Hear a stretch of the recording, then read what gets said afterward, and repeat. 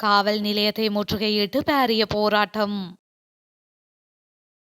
முற்றாக அகற்றப்படும் முப்படையினர். சீனாவின் ஆக்கிரமிப்பு திட்டம் அமெரிக்காவை நிராகரிக்கும் இலங்கை.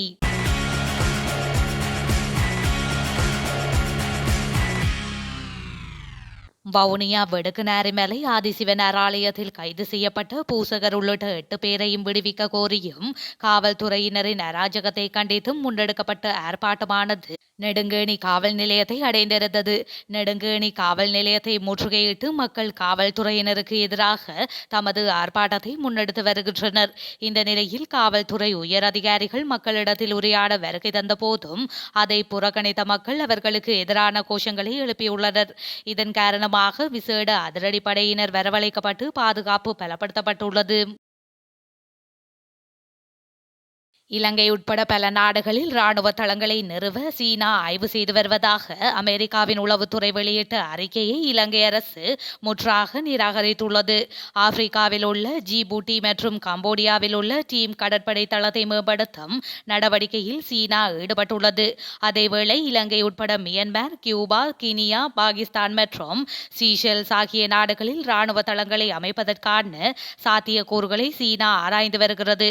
தற்போதுள்ள சர்வதேச சட்ட முறைமைக்கு சவால் விடும் வகையில் சீனா, ஈரான் மற்றும் ரஷ்யா ஆகிய நாடுகள் தயாராகி வருவதாக அமெரிக்க பாதுகாப்பு புலனாய்வு பிரிவு வெளியிட்ட 2024ஆம் ஆண்டு அச்சுறுத்தல் மதிப்பீட்டு அறிக்கையில் குறிப்பிடப்பட்டுள்ளது.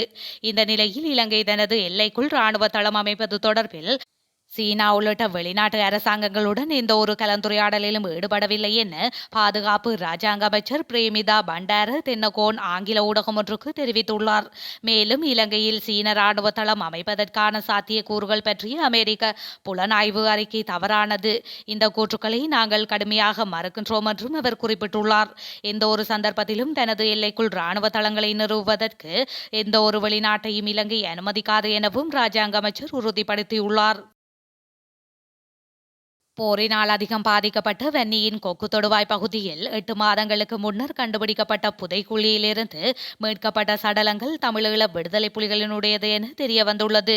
கொக்கு தொடுவாய் புதைக்குழியிலிருந்து எடுக்கப்பட்ட சடலங்கள் 1994 மற்றும் 1996 ஆண்டுகளுக்கு இடைப்பட்ட காலத்தில் புதைக்கப்பட்ட தமிழீழ விடுதலை புலிகள் அமைப்பின் உறுப்பினர்களுடையது என முல்லைத்தீவு நீதவான் நீதிமன்றில் கையளிக்கப்பட்ட இடைக்கால அறிக்கையில் தொல்லியல் துறை பேராசிரியர் ராஜ் சோமதேவ குறிப்பிட்டுள்ளார். பேராசிரியர் ராஜ் சோமதேவ நீதிமன்றில் கையளித்த குறித்த இடைக்கால அறிக்கை மொத்தமாக 35 பக்கங்களை கொண்டமைந்துள்ளது. பாதிக்கப்பட்டவர்கள் உயிரிழக்கும் முன்னர் துப்பாக்கி சண்டையை எதிர்கொள்ள வேண்டியிருந்ததாகவும் குறித்த இடைக்கால அறிக்கையில் சுட்டிக்காட்டப்பட்டுள்ளது. சடலங்கள் புதைக்கப்பட்ட சம்பவம் 1994ஆம் ஆண்டுக்கு முன்னர் இடம்பெறவில்லை என்பதோடு 1996க்கு பின்னர் இடம்பெறவில்லை எனவும் அறிக்கையில் குறிப்பிடப்பட்டுள்ளது. இந்தியா, சீனா மற்றும் அமெரிக்காவுக்கு இடையிலான பூகோள அரசியல் போட்டிக்கு மத்தியில் மற்றொரு உக்ரைனாக மாறுவதற்கு இலங்கை தயாரில்லை என்ற விடயத்தை இந்தியாவிடம் நாம் தெரிவித்துள்ளோம் என்று தேசிய மக்கள் சக்தியின் நாடாளுமன்ற உறுப்பினர் விஜித ஹேரர் தெரிவித்துள்ளார். ராஜதந்திர தொடர்பு என்பது மேஜிக் கிடையாது. அது எமக்கு நன்கு தெரியும். வடகொரியா, கியூபா மற்றும் சீனா போன்ற நாடுகளுடன் மட்டும்தான் நமது தொடர்பு இருக்கும் என சிலர் கூறுகின்றனர். இலங்கையை வடகொரியாவாக்குவதற்கு முற்படுகின்றனர் எனவும் பிரசாரம் முன்னெடுக்கப்படுகின்றது. இது தவறு. உலகம் என்று மாறியுள்ளது. உலக பூகோள அரசியலும் மாறியுள்ளது. நாம் இந்தியா, சீனா, அமெரிக்கா, ரஷ்யா, ஜப்பான் உட்பட உலகில் உள்ள அனைத்து நாடுகளுடனும் கொடுக்கல் வாங்கல்களில் ஈடுபடுவோம். அதற்கான உறவு கட்டியெழுப்பப்பட்டுள்ளது. இலங்கை சீனாவிடம் அதிகமான கடன் வாங்கியுள்ளது. அதற்கு அடுத்தபடியாக இந்தியாவிடம் கடன் வாங்கப்பட்டுள்ளது. தற்பொழுது சர்வதேச நாணய நிதியத்தை நாடியுள்ளனர். IMF என்பது அமெரிக்காதான். அமெரிக்கா, இந்தியா, சீனா என்பன உலக அதிகார அரசியலில் ஈடுபடுகின்றன. அந்த போட்டியில் எமது நாடு சிக்கக்கூடாது. நாம் இந்தியா சென்றிருந்த வேளை நாம் மற்றுமொரு உக்ரைனாக மாறுவதற்கு தயாரில்லை என இந்திய வெளிவிவகார அமைச்சரிடம் தெரிவித்தோம். பிராந்திய பாதுகாப்பு சார்ந்த விடயத்தின் போது சரியான இடத்தில் நாம் நிற்போம். அவர் அதனை ஏற்றுக்கொண்டார் என்றும் அவர் குறிப்பிட்டுள்ளார். இந்திய நாடாளுமன்ற தேர்தல் திகதி குறித்த முக்கிய அறிவிப்பு இன்று வெளியாகலாம் என அந்த நாட்டு ஊடகங்கள் செய்தி வெளியிட்டுள்ளன. நாடாளுமன்ற தேர்தல் நெருங்கியுள்ள நிலையில் அனைத்து கட்சிகளும் தேர்தல் பணிகளை முடுக்கிவிட்டுள்ளன. கூட்டணி பேச்சுவார்த்தைகளை முடித்து தொகுதி பங்கீடு, வேட்பாளர்கள் அறிவிப்பு உள்ளிட்ட பணிகளை தீவிரப்படுத்தியுள்ளதாக கூறப்படுகின்றது.